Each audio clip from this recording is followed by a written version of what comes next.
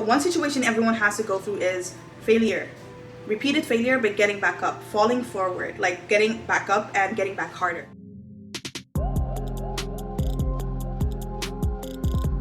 Hello friends, welcome back to my channel. Today I decided to do another version of my 5 questions that I would ask to myself if I were to give someone advice, or the 5 questions that I would wish someone who really wants good advice would ask me. So it's the same one as my last video. I just thought that it's very insightful because I actually don't prepare anything, and whatever comes in the moment. So let's jump right into the 5 questions. The first one is, how do you choose the right friends, and how do you know if they're not right for you? So I don't choose right friends. I mean, I don't know they're right friends until I experience some situations with them. And I mean, I have like a idea about who could be a good friend and who could possibly be not a good friend, but like you can't really say they're right for you until you've gone through situations. But in general, as you looking in, there are certain people that you feel like you can grow around them, and certain people who you feel like where they are in life is just something that inspires you, and it's something that you should keep around. And in general, it's like, how do I keep that friend and go through experiences with them and then know that they're real? The people who the second part of this question is, how do you know they're not real? Well, it's also through situations and experiences where they haven't been there for you, and it's a constant repetition of the same actions. And in general, it's like, who do you really trust? And if you feel like you can't trust them, your instincts are telling you don't trust them, and they've failed you a couple of times, then you should know that it's time to go, and it's time for you to go to have better surroundings in general. So I think that like knowing who's right and who's wrong really helps you. So let's jump to the next question. The next question is, what are situations that we have to go through in order for us to learn? And actually, when I wrote these questions, the reason I wrote these questions is because I thought that like there are things like I go through, and I feel like I wish people would understand that like going through situations really help you a lot in general. Like it helps you grow, it helps you become the best version of yourself. So I think maybe I'll name 3 so that I won't make it very long. So one situation everyone has to go through is failure. Repeated failure, but getting back up, falling forward, like getting back up and getting back harder. Whether it's a hard breakup, whether it's a you've been dismissed from a class completely, like whether you've been you got really bad grades, like these things, like when you get back up, you're not gonna get back down again, because you're not gonna like the feeling of how it feels, how humiliated you felt and how hurt you felt. Like it's probably not gonna happen as bad again, and you're always gonna have precautionary measures. So I think in general, just make sure that you are understanding that failure is a success itself if you learn from it. The second situation would be like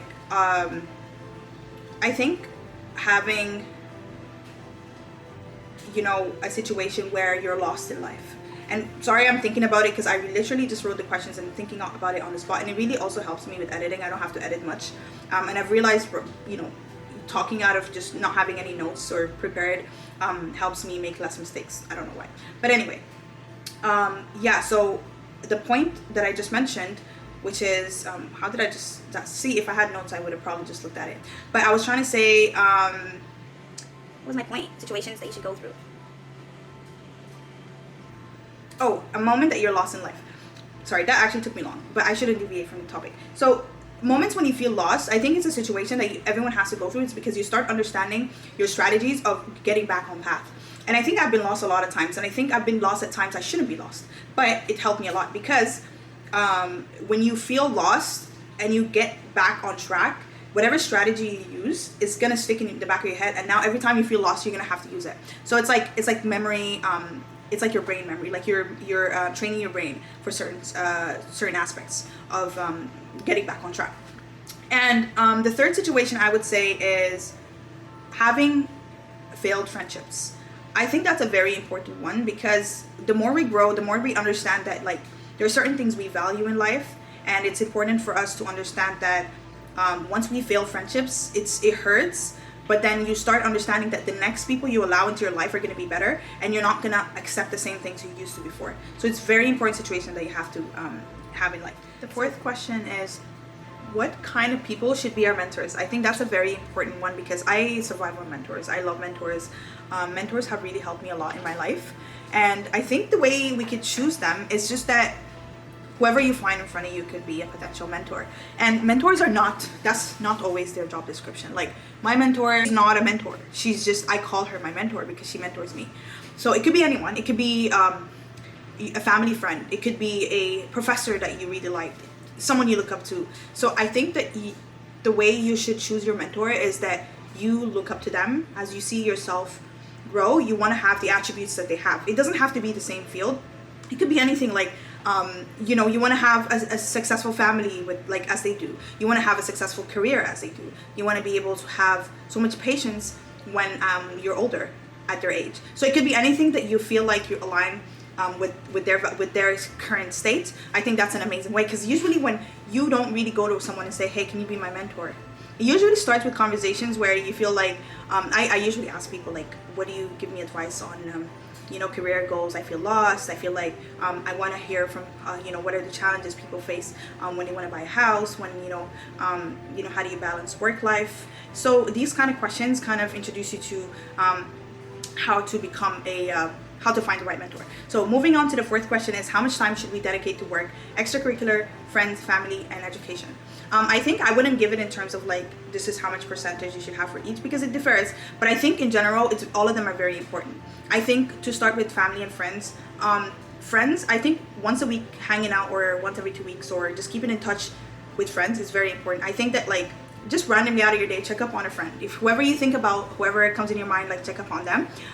Try to have one-on-ones with old friends, because I find that really helps, because like it kind of reminds me of like where I am and where I was before, and kind of like catching up on where they were and where they are now. It kind of helps you understand like the different pace people are, the, you know, common goals you share. And for family, like, I really think it's important, because you know, there's no such feeling like family.